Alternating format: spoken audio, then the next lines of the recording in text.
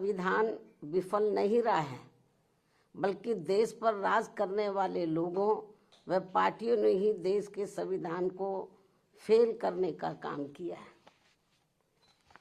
जैसे संकीर्ण राजनीति का स्वार्थ ज्यादा हावी नजर आता है।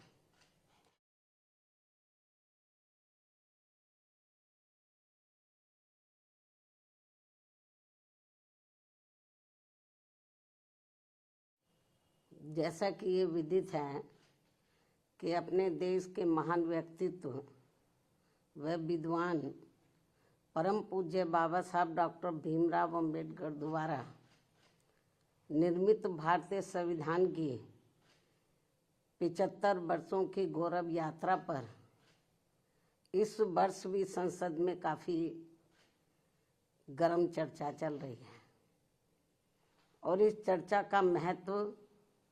व उसकी उपयोगिता आदि तभी संभव है जब खुले मन से ये स्वीकार किया जाए कि क्या शासक वर्ग मानवतावादी व कल्याणकारी संविधान की पवित्र मंशा के हिसाब से यहाँ देश के करोड़ों लोगों को रोजगार एवं न्याय तथा आत्मसम्मान एवं स्वाभिमान का जीवन दे पाया है। क्योंकि भारत का संविधान व उसके लोकतंत्र की शोभा यहाँ देश के अपार उन्नति व यहाँ के लोगों की बहुत तरक्की के लिए जरूरी होने के साथ साथ विकसित देश होने का प्रमुख मापदंड भी है। स्पष्ट है कि इसका जवाब हाँ में संभव नहीं होने के कारण शासक दल इधर उधर की बातें करके ही ध्यान भटकाएंगे। लेकिन ऐसे में ईमानदारी इसी में निहित है कि बड़ा दिल करके ये स्वीकार किया जाए कि देश पर अब तक राज करने वाली पार्टियों ने संविधान पर सही से अमल करने के मामले में अपनी सच्ची निष्ठा, ईमानदारी व देशभक्ति अगर निभाई होती तो फिर अपने देश का हाल आज इतना बदहाल नहीं होता कि यहाँ लगभग 80 करोड़ लोगों को रोजगार के अभाव में अपनी भूख मिटाने के लिए थोड़े से सरकारी अनाज का मोहताज जीवन गुजारने को मजबूर नहीं होना पड़ता। जबकि अभी भी यहाँ किसान, मजदूर, व्यापारी व अन्य मेहनतकश लोगों के साथ साथ छात्र व युवा वर्ग, महिलाएं एवं बुजुर्ग आदि ये सभी लोग अपनी समस्याओं को लेकर काफ़ी ज़्यादा परेशान व चिंतित भी हैं। इससे स्पष्ट है कि यहाँ संविधान विफल नहीं रहा है, बल्कि देश पर राज करने वाले लोगों व पार्टियों ने ही देश के संविधान को फेल करने का काम किया है। शायद यही कारण है कि संसद में जब अब संविधान को लेकर विशेष चर्चा हो रही है तो उसमें भी खासकर कांग्रेस और भाजपा के बीच वही दिन रात 24 घंटे के वही घिसे पिटे पुराने आलाप, आरोप प्रत्यारोप तथा हमसे ज़्यादा तुम दोषी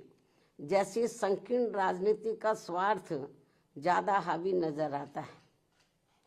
जिससे मामला फिर से कुल मिलाकर वही ढाक के 3 पात वाली कहावत बनकर रह जाएगा। ये स्थिति देश के लिए अति दुखद व लोगों के भविष्य के लिए भी अति दुर्भाग्यपूर्ण है। इसके साथ ही संसद में हो रही इस चर्चा में सत्ता व विपक्ष को सुनकर ऐसा लगता है कि इन्होंने अपने अपने राजनीतिक स्वार्थ में अब संविधान का ही काफ़ी हद तक राजनीतिकरण कर दिया है और इस मौके पर भी कोई अपने स्वार्थ में संविधान की प्रति को माथे पर लगा रहा है तथा कोई इसे अपने हाथ में लेकर इसको दिखाने में लगा है। और अब तो इसकी आड़ में देश व जनहित के जरूरी मुद्दे भी दरकिनार कर दिए जा रहे हैं, जबकि भारतीय संविधान के मूल निर्माता परम पूज्य बाबा साहब डॉक्टर भीमराव अम्बेडकर तो अपने देश में पहली बनी कांग्रेसी सरकार में ये भाप गए थे कि केंद्र व राज्यों में सत्ता जातिवादी व संकीर्ण मानसिकता रखने वाले लोगों के हाथों में रहते हुए यहाँ सदियों से उपेक्षित रहे खासकर SC, ST व OBC वर्गों के लोगों को जिंदगी के हर पहलू में आगे बढ़ने के लिए जो भी इन्हें संविधान में कानूनी अधिकार मिले हैं तो उनका भी इन्हें सही से पूरा लाभ नहीं मिल पाएगा। और ये सब बाबा साहब ने केंद्र में पहले बने कानूनी मंत्री पद पर रहते हुए खुद होते हुए भी देखा है,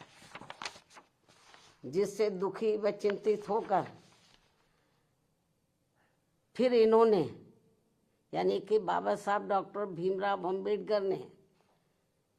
उस समय के प्रधानमंत्री पंडित जवाहरलाल नेहरू को अपने इस पद से इस्तीफा भी दे दिया था। बाबा साहब ने कानूनी मंत्री पद से उनको इस्तीफा दे दिया था। हालांकि उस समय की कांग्रेसी सरकार ने बाबा साहब के इस्तीफा देने के कारणों के बारे में इनको संसद में बोलने तक भी नहीं दिया था। तब फिर इनको मजबूरी में इस संदर्भ में अपनी बात मीडिया में ही रखनी पड़ी थी, जिससे उस समय संविधान व इन वर्गों के प्रति भी कांग्रेस का असली चेहरा खुलकर सामने आ गया था। लगभग यही स्थिति संसद में मेरे साथ भी गुजरी है, जब मुझे अपने लोगों के उत्पीड़न के विरुद्ध राज्यसभा में बोलने नहीं दिया था और तब फिर मजबूरी में मुझे उस समय राज्यसभा से इस्तीफा भी देना पड़ गया था। इसके साथ ही बाबा साहब के देहांत होने के बाद भी केंद्र में काफ़ी वर्षों तक रही इसी कांग्रेस पार्टी की सरकार ने इनके आदर सम्मान में इनको हर मामले में पात्र रहे भारत रत्न की उपाधि से भी सम्मानित नहीं किया था, जिससे फिर इस पार्टी के सत्ता में हटने के बाद BSP के अथक प्रयासों से ही श्री BP सिंह की सरकार में इनको ये सम्मान दिया गया था। उसी समय वर्षों से लटकी पड़ी OBC वर्गों की मंडल कमीशन की रिपोर्ट को भी लागू कर दिया गया था, जिसे कांग्रेस पार्टी ने लागू नहीं किया था। इसको लटका के रखा था, जबरन लटका के रखा था, क्योंकि इनकी मानसिकता सही नहीं थी कांग्रेस की। ये लोग नहीं चाहते थे कि पिछड़े वर्ग के लोगों को भी आरक्षण का पूरा लाभ मिले। इतना ही नहीं बल्कि बाबा साहब की मूवमेंट को आगे बढ़ाने वाले BSP के जन्मदाता एवं संस्थापक मान्यवर श्री कांशीराम जी के देहांत होने पर भी केंद्र में रही इसी कांग्रेस पार्टी की सरकार ने इनके सम्मान में एक दिन का भी राष्ट्रीय शोक घोषित नहीं किया था। ये है भारतीय संविधान के प्रति व इन वर्गों के प्रति भी कांग्रेस पार्टी का असली चाल चरित्र व चेहरा, जो अब ये पार्टी इन वर्गों के वोटों की खातिर इन्हें गुमराह करने में कोई कसर नहीं छोड़ रही है। और अब इस पार्टी के ही नक्शे कदम पर BJP व अन्य विरोधी पार्टियां भी चल रही हैं, जो किसी से छिपा नहीं है। इतना ही नहीं बल्कि बाबा साहब ने अपने कानून मंत्री पद से इस्तीफा देने के बाद उस समय अपने इन वर्गों के लोगों को ये भी कहा था, यदि इन वर्गों के लोगों को वास्तव में संविधान का सही से पूरा लाभ लेना है तो फिर इन्हें केंद्र व राज्यों की भी राजनीतिक सत्ता की मास्टर चाबी खुद अपने हाथों में ही लेनी होगी, क्योंकि इनको संविधान का सही से पूरा लाभ लेने के लिए अब पंडित नेहरू के परिवार से व अन्य सभी जातिवादी व संकीर्ण मानसिकता रखने वाली पार्टियों से भी अब कोई ज़्यादा उम्मीद नहीं रखनी चाहिए, जो ये सब हमें काफ़ी कुछ देखने के लिए मिल रहा है। ऐसे में अब हमारी पार्टी इन वर्गों के लोगों को सावधानी के तौर पर ये भी कहना चाहती है कि इस बार संसद में संविधान पर हुई चर्चा के दौरान, जो अभी चल भी रही है, सत्ता व विपक्ष की तरफ से भी इन वर्गों के वोटों को लुभाने के लिए खासकर कांग्रेस व समाजवादी पार्टी ने देश के SC, ST व OBC वर्गों के आरक्षण को लेकर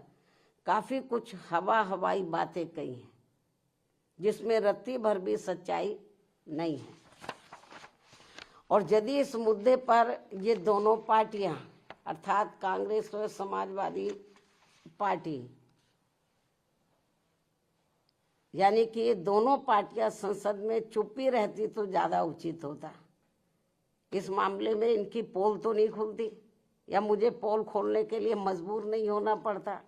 क्योंकि केंद्र में रही कांग्रेस पार्टी की सरकार के समय में व इसी पार्टी की मिली भगत से समाजवादी पार्टी ने SC, ST वर्गों का पदोन्नति में आरक्षण संबंधी संवैधानिक संशोधन विधेयक का काफी डटकर विरोध किया था तथा इस बिल को समाजवादी पार्टी ने संसद में ही फाड़कर इसको फेंक दिया था, जिस बिल को लाने के लिए हमारी पार्टी को काफी कड़ा संघर्ष भी करना पड़ा था, जो ये बिल अभी तक भी संसद में लटका पड़ा है। इससे बीजेपी की भी आरक्षण विरोधी मानसिकता साफ झलकती है, जो इसे पास कराने के कतई भी मूड में नहीं है। और अब तो कांग्रेस पार्टी के राहुल गांधी ने इन वर्गों के पूरे आरक्षण को ही सही वक्त आने पर खत्म करने का भी ऐलान कर दिया है, जबकि इस मामले में बीजेपी व अन्य विरोधी पार्टियां भी कोई कम नहीं है। और अभी भी हमें सत्ता व विपक्ष द्वारा आरक्षण को निष्प्रभावी बनाने व इसे खत्म करने के लिए इन सब की सोच लगभग एक जैसी ही देखने को मिलती है। इतना ही नहीं बल्कि अब तो ये पार्टियां अंदर आपस में मिलकर कोर्ट की आड़ में भी इनके आरक्षण को निष्प्रभावी बनाने में वे आगे चलकर इसे पूरे तौर से खत्म करने की भी पूरी कोशिश में लगी हुई हैं, जिनसे इन वर्गों के लोगों को हमेशा सावधान रहना है, क्योंकि इसके अनेकों उदाहरण इन वर्गों के सामने हैं। इसके साथ साथ देश में सर्व समाज में से गरीब, असहाय व बेरोजगार लोगों को भी रोटी रोजी के साधन ना के बराबर ही मिल रहे हैं। आए दिन यहाँ गरीबी, बेरोजगारी व महंगाई आदि भी काफ़ी ज़्यादा बढ़ रही है। पिछले काफ़ी वर्षों से देश की अर्थव्यवस्था भी कोई खास अच्छी नहीं चल रही है। ऐसे में अब वर्तमान भाजपा सरकार द्वारा भी जो किस्म के संकल्प लिए जा रहे हैं, कल भी उन्होंने अपने कुछ संकल्प दोहराए हैं, तो उनसे अब देश की जनता को कोई विशेष लाभ होने वाला नहीं है। इसके साथ ही अब मैं देश के संविधान में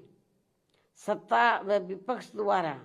अब तक किए गए असंख्य संशोधनों के संदर्भ में भी ये कहना चाहूँगी कि यदि सरकार द्वारा संविधान में संशोधन अपनी पार्टी यानी कि जो उनकी पार्टी जो भी सरकार संशोधन लाती है, यदि सरकार द्वारा संविधान में संशोधन वे अपनी पार्टी या किसी विशेष व्यक्ति या संस्था आदि को फायदा पहुंचाने के लिए किए जाते हैं, यदि सरकार द्वारा संविधान में संशोधन वे लोग अपनी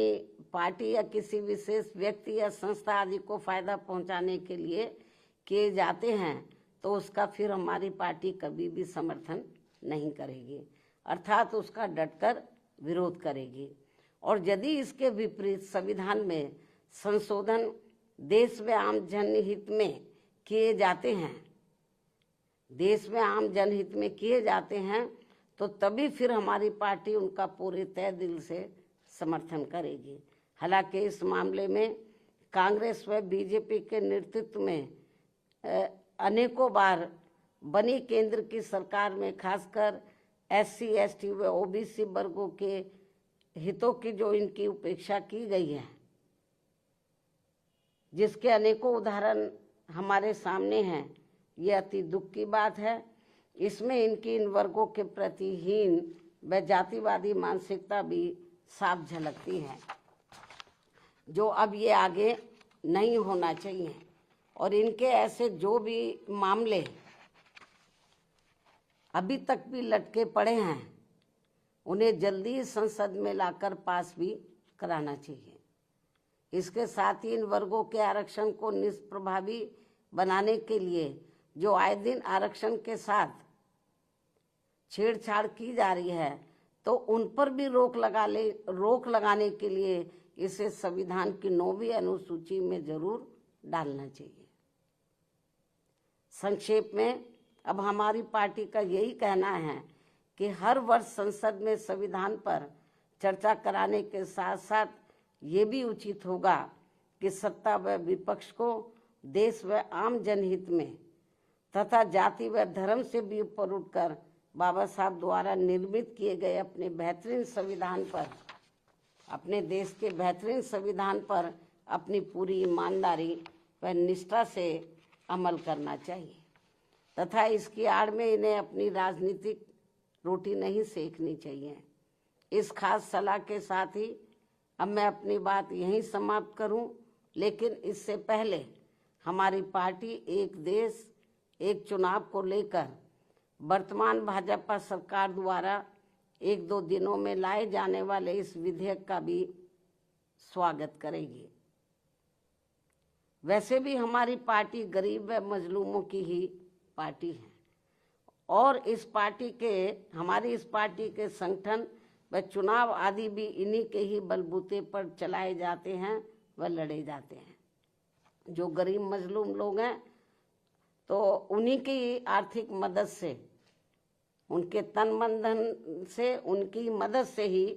पार्टी का संगठन चलाया जाता है, चुनाव आदि भी लड़ाए जाते हैं। क्योंकि हमारी पार्टी इसके लिए कांग्रेस, बीजेपी व अन्य दलों की तरह यहाँ बड़े बड़े पूंजीपतियों व धन्ना सेठों आदि से कोई भी आर्थिक मदद नहीं लेती है। ऐसे में एक साथ चुनाव होने से फिर हमारी पार्टी पर इन सब मामलों में बहुत कम खर्च का बोझ पड़ेगा। साथ ही इससे जल्दी चुनाव आचार संहिता ना लगने की वजह से भी जनहित के कार्य ज़्यादा नहीं रुकेंगे। इसलिए हमारी पार्टी का ये मानना है कि इस मुद्दे की आड़ में कोई भी राजनीति करना ठीक नहीं है। अर्थात इस मामले में सभी पार्टियों को दलगत राजनीति से ऊपर उठकर देश व आम जनहित में कार्य करना चाहिए, तो ये बेहतर होगा, उचित होगा। इस सलाह के साथ ही अब मैं अपनी बात यहीं समाप्त करती हूँ। धन्यवाद। जय भीम व जय भारत।